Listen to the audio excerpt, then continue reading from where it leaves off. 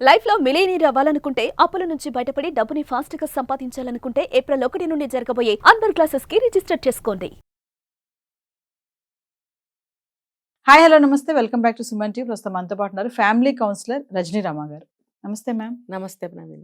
Ma'am, మనం చాలా వీడియోలు చేసాం ఈ మధ్య కాలంలో భార్య బాధితులు ఎక్కువైపోతున్నారని. ఇందులో చిన్న చితకా వాళ్ళే కాదు, బిలియనియర్స్ కూడా భార్య బాధితుల్లో ఉన్నారు. ఆ కోవకు చెందిన వాళ్ళే ప్రసన్న శంకర్ నారాయణ. మరి ఇది చూస్తే అసలు చాలా ట్విస్ట్లే ఉన్నాయి. ఇక్కడ ఏంటంటే కోర్టులే మెయింటెనెన్స్ డిమాండ్ చేయడం అనమాట.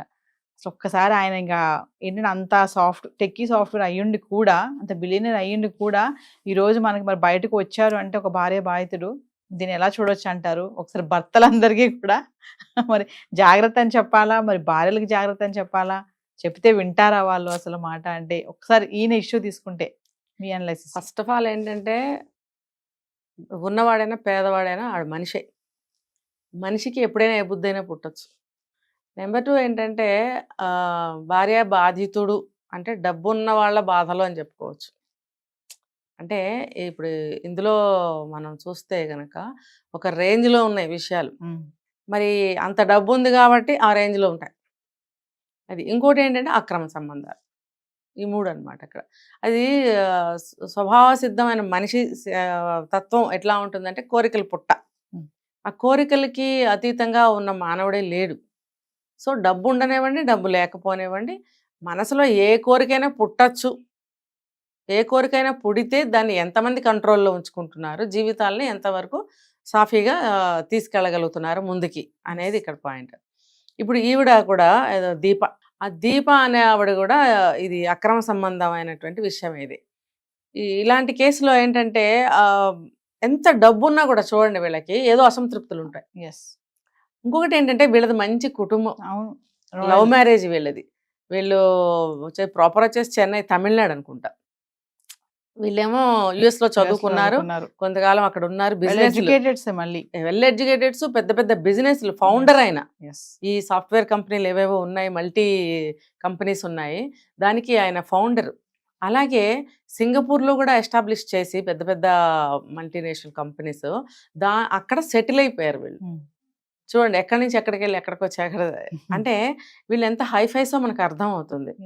అంత ఎడ్యుకేటెడ్స్, తర్వాత అంత డబ్బు ఉన్న వాళ్ళు, ఎంత హుందాగా, ఎంత క్లాస్గా, ఎంత పాష్గా, ఎంత ఒక మంచి పద్ధతులు అంటే డిసిప్లిన్డ్గా ఉండే వ్యక్తులు లాగా నాకైతే అనిపించింది. ఉండవలసిన వాళ్ళు అలాంటి వాళ్ళు కూడా రోడ్డుకు వచ్చేసారు.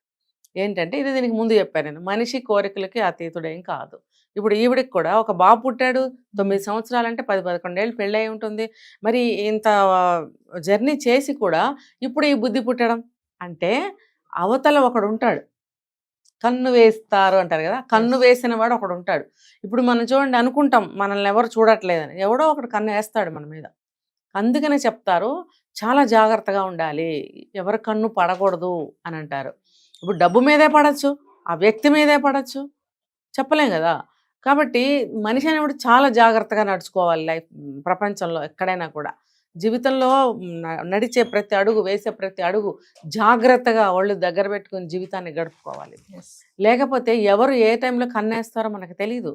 ఇప్పుడు అలాగే ఈ వీళ్ళ జీవితాల్లో ఒకడు కన్నేసాడు, అది ఎవడనేది మనకు అనవసరం.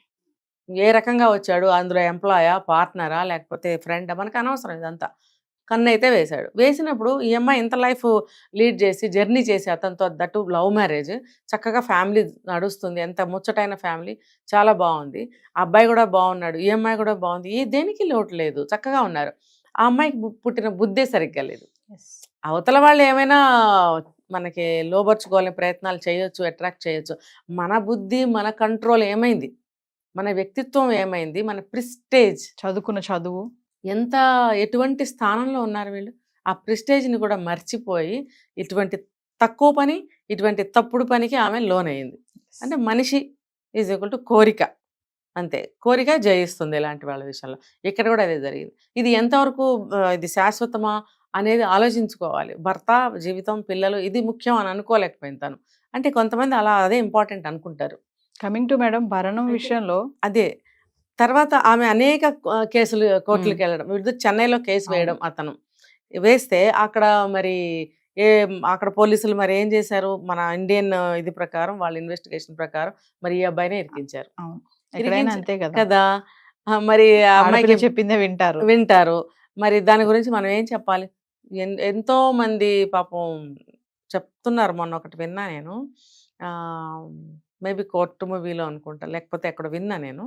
ఏమంటున్నారంటే మన ఇండియాలో న్యాయ వ్యవస్థ ఎలా ఉందో చెప్పడానికి నిదర్శనం పెండింగ్లో ఉన్న కేసులు, కేసులు. తర్వాత ఎవరికైతే జడ్జిమెంట్ ఇచ్చామో ఆ కేసులు, జడ్జిమెంట్ ఎలా ఇచ్చారు, న్యాయం జరిగిందా, అసలు జరిగిందా, ఎన్ని కేసులకు న్యాయం జరిగిందని క్వశ్చన్ చేశారు. కాబట్టి న్యాయ వ్యవస్థ ఇలా ఉంది, కేసులు పెండింగ్లోనూ ఉన్నాయి, జడ్జిమెంట్ అయిపోయిన వాటికేమో న్యాయం జరిగిందా అని ఒక క్వశ్చన్ నడుస్తుంది. సో మన న్యాయ వ్యవస్థ అలా ఉంది కాబట్టి ఏదో ఆయనకి అన్యాయం జరిగింది, ఆ అమ్మాయి గెలిచింది. ఇది 9 కోట్లు భరణం. అంటే ఇప్పుడు ఆయనకి అన్ని వేల కోట్లు ఉన్నాయి కాబట్టి ఆయన ఇవ్వగలిగాడు. ఇప్పుడు ఇది దృష్టిలో పెట్టుకుని ప్రతి అమ్మాయి, ఇప్పుడు మనం చాలా కేసులు ఈ మధ్య చూసాం, భరణం కోసం అని చెప్పి అతుల్ సుభాష్ బెంగళూరు అతను ఒక సామాన్యమైనటువంటి సాఫ్ట్వేర్ ఎంప్లాయీ, అతన్ని కోట్ల మీదే డిమాండ్ చేసింది. అతను మరి తలతాకొట్ట పెట్టి ఎలా తీసుకొచ్చి పాపం ఇచ్చాడు, కానీ ఆ బాధ భరించలేక ఆత్మహత్య చేసుకున్నాడు. ఇప్పుడు ఆవిడ హ్యాపీ, తన లైఫ్ తను లీడ్ చేస్తుంది. తప్పు తను చేసింది తప్పు కదా, పాపం. ఒక వ్యక్తిని పొట్టన పెట్టుకుంది, అది పాపం. అలాగే జరుగుతున్నాయి చాలా వరకు. భరణం పేరు మీద ఆ వ్యక్తిని మానసికంగా కూనీ చేయడము, ఆస్తిపాస్తుల్ని కొల్లగొట్టుకోవడము, ఇది ఎంతవరకు కరెక్ట్? కావాలని కూడా మేడం ఇక్కడ ఒకటి ఆలోచిస్తే, మహిళలు కావాలని కూడా అంటే కుటుంబాలను ఇట్లా విడదీసుకోవడము, ఈ భరణం మెయింటెనెన్స్ వస్తుంది అని చెప్పి కూడా ఇల్లీగల్ కాంటాక్ట్స్ పెట్టుకోవడము, భర్తల్ని ఇలా వేధించడము, అంటే ఇలా చాలా తయారవుతున్నారు. అంటే దీన్ని ఈ భరణం కోసమే ఇల్లీగల్ కాంటాక్ట్స్ పెట్టుకున్నారు అంటే నేను చెప్పలేను, కానీ వన్స్ ఆ ఇల్లీగల్ కాంటాక్ట్ పెట్టుకున్న తర్వాత ఆ వ్యక్తికి, ఆ అమ్మాయికి అటువంటి ఆలోచనలు కనుక వస్తే, విడిపోవాలి, విడిపోయినా కూడా నాకు భరణం వస్తుంది అనే ఆలోచనలు చేస్తే, మీరు అన్నట్టు అక్రమ సంబంధాన్ని ఇంకా కొనసాగిస్తుంది, భర్త మీద భరణం కోసం కేసు వేస్తుంది. కొన్ని కేసుల్లో ఏంటంటే ఏదన్నా తేడా వస్తే కేసు వేయడము, భరణం ఎక్కువగా అడగడం అనేది కూడా జరుగుతుంది. అయితే ఏమైనా సరే అక్రమ సంబంధం పెట్టుకుని అదంతా బయటపడి ఇంకా దారి లేదు, విడాకులు తీసేసుకోవాలనుకున్నప్పుడు చాలామంది, అందరూ చేస్తున్న పని ఇదే. చేసింది నువ్వు తప్పు, అతను భరణం ఎందుకు నువ్వు తీసుకోవాల్సి వస్తుంది, ఎందుకు అతను ఇవ్వాలి? ఇవి కూడా మరి మరి మనం చెప్పుకోకూడదేమో, చట్టాలు మారాలి, తీర్పులు మారాలి. పైపెచ్చు ఇంకా అతని పైన ఇప్పుడు ఈ ప్రసన్న శంకర్ పైన వైఫ్ ఏంటంటే కామ పిశాచి, నన్ను అట్లా ఇట్లా టార్చర్ చేస్తాడు అని చెప్పేసి అంటున్నారు. అవును, ఉల్టానే పెడుతున్నారు. ఇప్పుడు ఆవిడ చేసింది ఇదంతా కూడా ఆవిడకి చెందాలి ఈ మాటలన్నీ. మరి అతను కూడా చాలా సున్నితమైన మనసు కలిగిన వాళ్ళనే ఉన్నాడు. తర్వాత అంత బిజినెస్ మ్యాను, సమాజంలో కాదు ప్రపంచవ్యాప్తంగా ఇప్పుడు అతనికి ఎంత బ్యాడ్ నేమ్ వస్తుంది. ఇప్పుడు ఒక కంట్రీ కాదు, ఇక్కడి నుంచి మళ్ళీ వెళ్ళి సింగపూర్లో కేసు వేసి అక్కడ అతను ఇవన్నీ చేశాడని చెప్తే వాళ్ళు కూడా ఎంత నమ్మలేదు, ఫేక్ అని తేలిపోయింది. మళ్ళీ బాబుని తీసుకుని అమెరికా వెళ్ళిపోయి అక్కడ కేసు పెట్టింది, మరి అక్కడ కూడా నడవలేదు. మరి చివరికి ఇండియాలోనే ఎలా జరిగింది అంటే ఇంకా ఎక్స్ట్రా భరణం కోసం. ఇప్పుడు ఆ అమ్మాయి సహజంగానే డబ్బు గల వ్యక్తి అయి ఉండొచ్చు, ఫ్యామిలీ అయి ఉండొచ్చు, ఇతని దగ్గర తీసుకున్నది కూడా ఎక్కువ మొత్తమే. ఇంకా ఇంకా ఎందుకు అత్యాసకపోతే ఏమవుతుందంటే అవమానం పాలవుతారు. ఇప్పుడు అదే జరిగింది. ఇప్పుడు నువ్వు ఎంత ఇచ్చారో తీసుకో, లేదంటే అదే సమయంలో ఇంకొంచెం డిమాండ్ చేసుకో, అంతేగాని నువ్వు తర్వాత అక్కడికి వెళ్ళి ఇక్కడికి వెళ్ళి అసలు నువ్వు హాస్యం పాలైపోయావు. ఓ పక్కన ఆ బాబుని ఇంకా నీకు ఇవ్వరని చెప్పి కూడా అంటున్నారు, ఆ తండ్రి దగ్గరే ఉండాలని కూడా అంటున్నారు. ఆల్రెడీ తండ్రికి హ్యాండ్ ఓవర్ చేశారు. చేసినప్పుడు నువ్వు ఏ సోర్స్ తోటి ఇంకా అసహ్యమైనటువంటి రీతిలో నువ్వు ఎలా పోరాడతావు? దేనికి? ఇంకా చాలా ఇచ్చారు కదా, మళ్ళీ మంత్లీ 3.5 lakhs ఆవిడకి, తర్వాత 9 crores ఇచ్చారు ఆల్రెడీ. ఇంకా నీకు ఉంటాయి ఏవో, ఇవన్నీ చూసుకోవచ్చు. కానీ ఇలా ఇంకా కోట్లు అంటేనే కదా అతుల్ సుభాష్ అట్లా ఆత్మహత్య చేసుకున్నాడు. ఇది ప్రతి వాళ్ళు ఆలోచించారు. నువ్వు తప్పుదారి బట్టి మన చట్టాలు కూడా మారాలని నేను ప్రతిసారి చెప్తూ ఉంటాను. నువ్వు తప్పుదారిలో వెళ్ళి అతన్ని ఎందుకు భరణం అడుగుతావు? విడాకులు తీసుకున్నందుక? విడాకులు నీ కోసం తీసుకున్నావు, నువ్వు వేరే అతని కోసం వెళ్ళిపోవాలనుకుని నువ్వు విడాకులు తీసుకున్నావు కాబట్టి వెళ్ళిపోవాలి. కానీ ఇతను ఏదన్నా తప్పు చేశాడా నీకు భరణం ఇవ్వడానికి? ఇతను నీ జీవితానికి అన్యాయం చేస్తే, నీకేమన్నా ద్రోహం చేస్తే నువ్వు అడుగు, ఇంకా డిమాండ్ చేయి. నీ జీవితం నష్టపోయింది కాబట్టి. నువ్వు ఇక్కడ ఎక్కడ నష్టపోయావు? నువ్వు మానసికంగా ఆనందంగా ఉన్నావు, మరి నీకు కావాల్సిన విధంగా నువ్వు ఉంటున్నావు ఫిజికల్గా, ఇంకా ఆస్తిపాస్తులు ఉండనే ఉంటాయి. అతను కూడా ఇచ్చాడు, చాలా ఇచ్చాడు. నువ్వు తప్పు చేసినా కూడా అతను చాలా ఇచ్చాడు. మరి ఇంకా ఎందుకు నీకు ఇంకా డిమాండ్స్?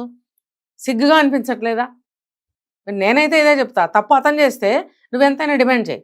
అసలు అక్కడ తప్పు లేదు, నీదే తప్పు. నువ్వు ఇష్టపూర్వకంగానే వెళ్ళిపోతున్నావు, నేను ఇక్కడ ఉండనని చెప్పి వెళ్ళిపోతున్నప్పుడు నువ్వుగానే వెళ్ళిపోవాలి. అసలు ఇవన్నీ ఎందుకు నీకు ఇవన్నీ వద్దు అని, భర్త వద్దు బిడ్డ వద్దు అనుకునే కదా నువ్వు అతనితో వెళ్తున్నప్పుడు ఇతను డబ్బు ఎందుకు నీకు? అతను ఇస్తాడు, వెళ్ళు. నేను ప్రతి స్త్రీకి నేను ఇదే చెప్తున్నా, మీరు వేరే వాళ్ళతో వెళ్ళిపోతే వెళ్ళిపోండి, అన్నీ అతనే ఇవ్వాలి. ఇక్కడి నుంచి ఎందుకు అడుగుతున్నారు? అతను మీకేం ద్రోహం చేయలేదు కదా. చేయనప్పుడు అతనికి ఎందుకు మీరు డిమాండ్ చేస్తున్నారు?